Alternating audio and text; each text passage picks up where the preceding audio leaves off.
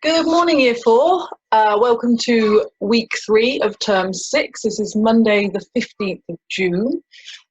This week in English, we're going to be writing our own stories. And your stories are going to link to the science topic we're doing this term. And so, as many of you know, our science topic is to do with animals and food chains and the dangers to animals and their habitat. So your challenge this week is going to be to write a story based around a creature whose habitat is destroyed by humans. Okay, that's all I'm going to say for the moment, because we will plan it in detail and we will spend a lot of time thinking about how you're going to write it. Today, I'm going to start by reading you a story. And I want you to bear with me, okay, because it is a story that I read to my 4-year-old son. Okay, but it is a really lovely story. It's called The Messy Magpie, and it is exactly what you're doing this week. It's a story about a creature whose habitat is destroyed by humans and who somehow resolves the problem. Okay, The Messy Magpie resolves the problem. So here we go.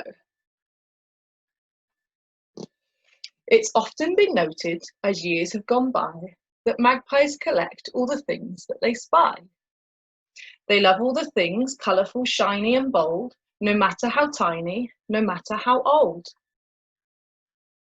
Morris the magpie's the same, it would seem, as he loves to pick up any objects that gleam.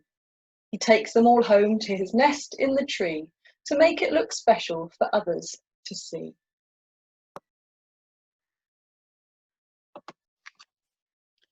Now one day young Morris was struck by surprise when a gift was thrown down right in front of his eyes. As it flew from a car, Morris said, "Could it be that this human has given a present to me?" He swooped down to pick up the beautiful gift, which was hard to maneuver and heavy to lift. He carried it home, though it took him all day. Then he cleaned up his present to put on display.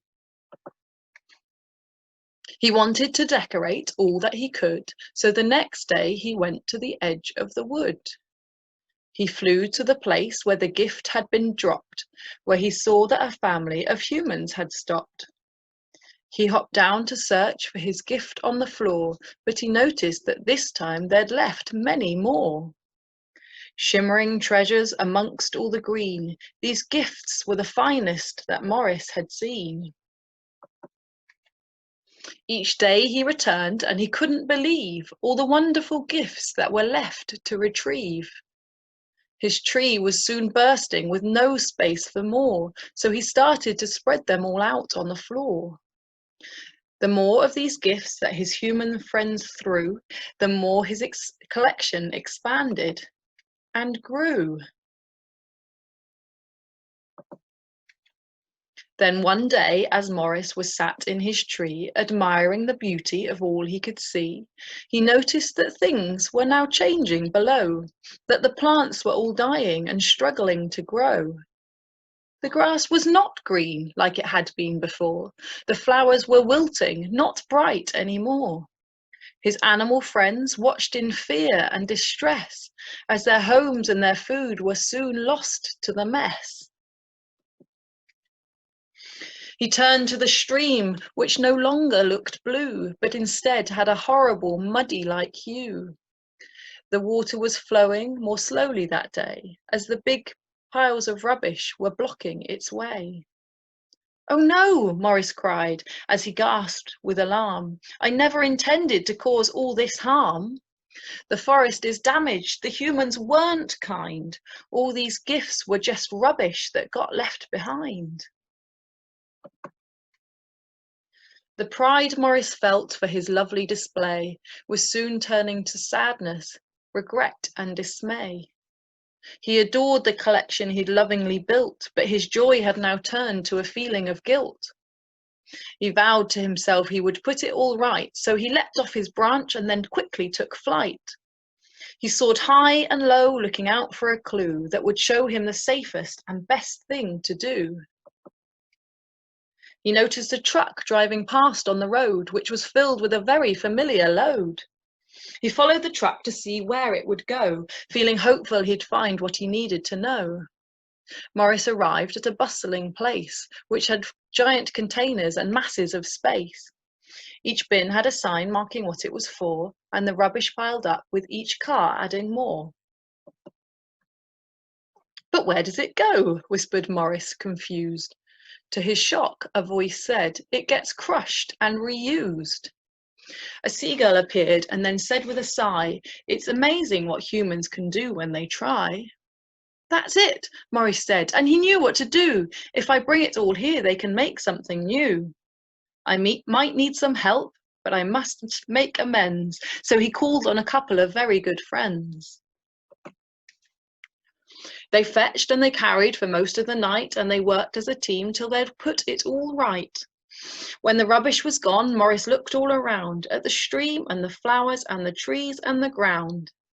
He desperately hoped that he'd made enough room for the beauty of nature to once again bloom. He planted and watered and nurtured away till the forest was thriving and growing each day. Then Morris knew nothing would make his heart sing like the colourful beauty that nature could bring. He no longer needed the shiniest nest, and he realised that having a green home was best. Okay, so that's the wonderful, heartwarming story of Morris the Magpie. So later on in the week, we will be writing our own story about a creature whose habitat is destroyed by humans. But for today, your task is a reading comprehension which is based on a story that some of you might know. Some of your parents certainly might know. It's an oldie, but it is a goodie. It's called The Animals of Farthing Wood. Okay, I've got a short extract for you to read and half a dozen questions for you to have a go at answering.